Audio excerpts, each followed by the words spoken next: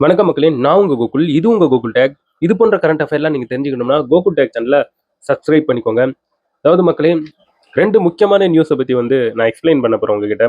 அதாவது ஜோஹோ நிறுவனத்துடைய நிறுவனர் ஸ்ரீதர் வேம்பு அவர்கள் சோசியல் மீடியா பக்கத்துல ஒரு ட்வீட் போட்டிருக்காரு. அது ஒரு மிகப்பெரிய ஒரு பேச்சு பொருள் ஆயிட்டு இருக்கு. இன்னொரு பக்கம் கில்லி சரத் அப்படின்ட்டு மனிதவளத்துறை அமைச்சர் அவரை பற்றி சில விஷயங்கள் பயங்கர தீயா சோசியல் மீடியால போய்கிட்டு இருக்கு. ஸோ அவற்றையெல்லாம் பற்றி தான் இன்னைக்கு இந்த வீடியோவில் உங்ககிட்ட எக்ஸ்பிளைன் பண்ண போகிறேன். எல்லாத்தையும் கேளுங்க.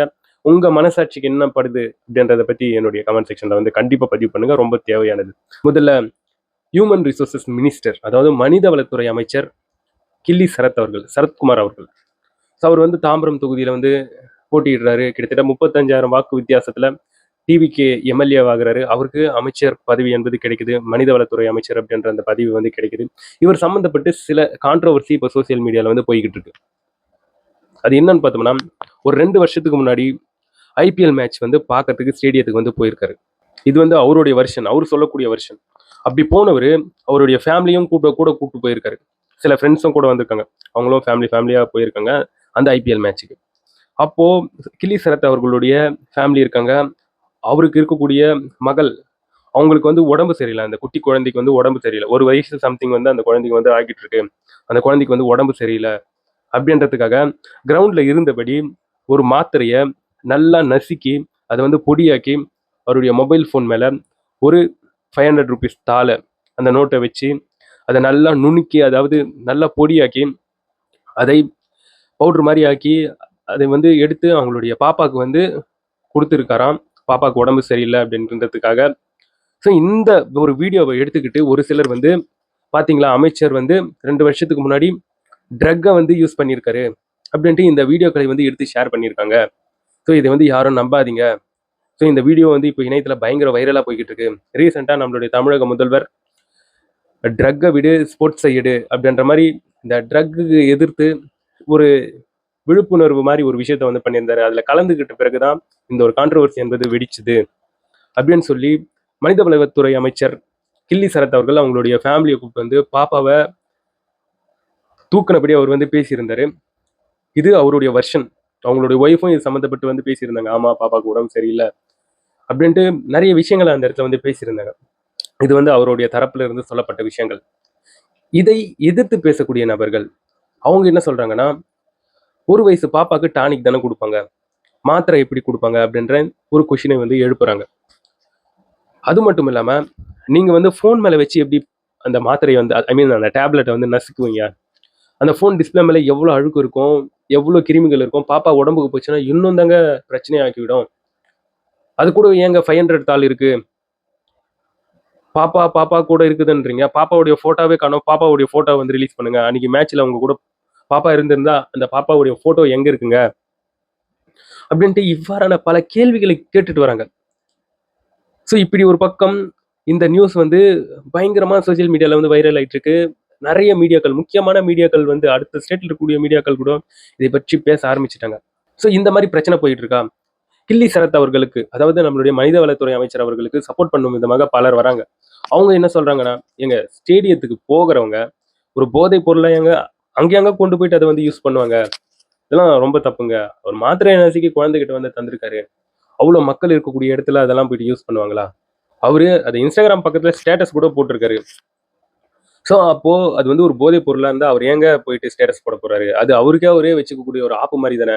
இது பார்த்தாங்கன்னா, போலீஸ் டிபார்ட்மெண்ட் யாருன்னா பார்த்தாங்கன்னா கண்டிப்பா அவரை அரெஸ்ட் பண்ணுவாங்க. வேற எதுனா நடக்கும் இல்லையா? அவரு ஏன் ஸ்டேட்டஸ் வைக்க போறாரு? ஸோ அது மாத்திரை தான். ஸோ அது ட்ரக் எல்லாம் கிடையாது அப்படின்ட்டு சப்போர்ட் பண்ணக்கூடிய ஒரு டீம். இன்னமும் அதுல கான்ட்ரோவர்சி, அதாவது அதுல கேள்விகளை எழுப்பக்கூடிய நபர்கள் என்ன சொல்றாங்கன்னா, அவர் சோசியல் மீடியா பக்கத்துல போட்டாரு, இன்ஸ்டாகிராம் பக்கத்துல. ஆனா முக்கியமான ஃப்ரெண்ட்ஸை டேக் பண்ணி மட்டும்தானே அதை போட்டிருக்காரு. அந்த சோசியல் மீடியால அது சம்மந்தப்பட்டிருக்கக்கூடிய வீடியோஸை பகிரும்போது அவர் என்ன பண்ணியிருக்காரு, தக் லைஃப் மூவ்மெண்ட் சம்திங் ஏதோ ஒன்று போட்டு ஷேர் பண்ணியிருக்காரு. தக் லைஃப் மூவ்மெண்ட்னா ட்ரக்ஸை இந்த மாதிரி எல்லாரும் முன்னாடியும் நசுக்கி அதை இந்த மாதிரி ஸ்டேட்டஸ் போடுறது தக் லைஃப் மூவ்மெண்ட்டா? அவர் அந்த மாதிரி நசுக்கும் போது பார்த்தீங்களா, பக்கத்தில் இருக்கிறவங்க பேகை மறைக்கிறாங்க அப்படின்ட்டு இவ்வாறெல்லாம் பேசப்பட்டு வந்துகிட்டு இருக்குங்க.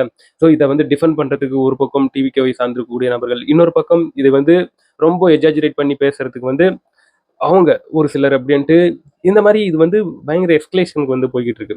இந்த மாதிரி இருக்கையில கில்லி சரத் அவர்களுக்கு ஒரு சிலர் வந்து எங்க அன்னைக்கு அந்த டேப்லெட்டை கொடுத்ததே நான் தாங்க அப்படின்ட்டு ஒரு டாக்டர் வந்து பேசுறாரு. அந்த குழந்தைக்கு அன்னைக்கு ட்ரீட்மெண்ட் பார்த்துக்கூடிய டாக்டர் அப்படின்ட்டு சொல்லிட்டு ஒரு நபர் தோன்றி பேசுறாரு.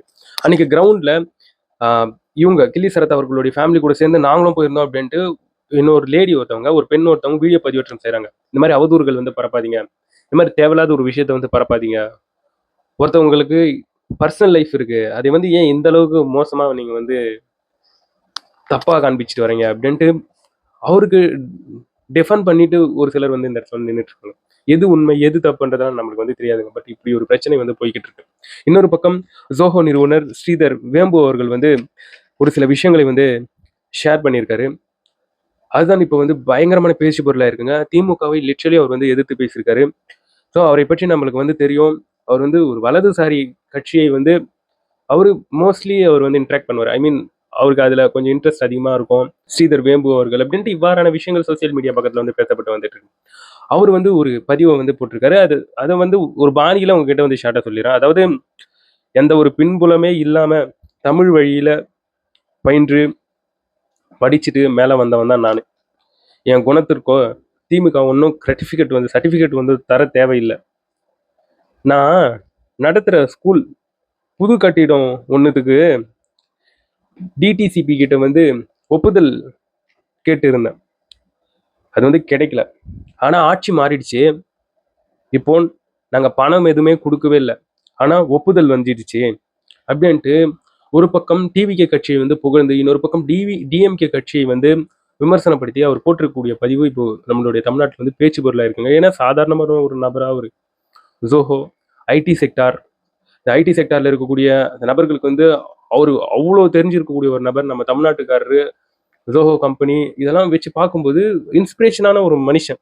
அவர் இந்த மாதிரி பேசியிருக்கிறது இப்போ வந்து பயங்கர பேசு பொருளா இருக்குங்க. ஸோ இவ்வாறான செய்திகள் வந்து இப்போ சுற்றி தெரிஞ்சுக்கிட்டு இருக்கு. எனிவே நண்பர்களே, இதை பற்றி நீங்க என்ன நினைக்கிறீங்கன்றது என்னோட கமெண்ட் செக்ஷன்ல வந்து பதிவு பண்ணுங்க. நான் வந்து உங்களை அடுத்த ஒரு வீடியோல பார்க்குறேன். பாய் நண்பர்களே.